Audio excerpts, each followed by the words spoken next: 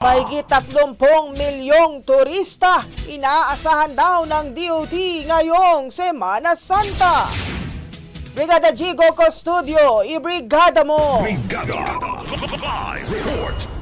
Inaasahan ng Department of Tourism na mahigit 30 milyong lokal at dayuhan turista ang maglalakbay ngayong Semana Santa.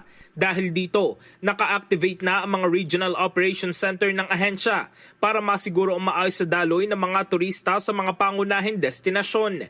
Pinaalalahanan naman ni Tourism Secretary Cristina Frasco ang publiko na mag-book lamang sa mga DOT-accredited establishments upang maiwasan ang travel scams at matiyak ang kalidad at kaligtasan ng serbisyo.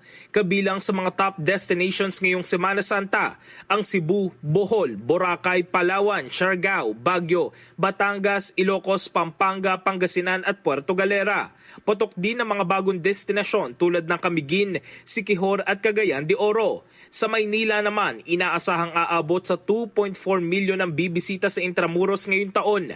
Mas mataas kaysa sa 2.2 milyon noong 2023 dahil sa cultural attractions at tradisyon sa Semana Santa tulad ng bisita iglesia.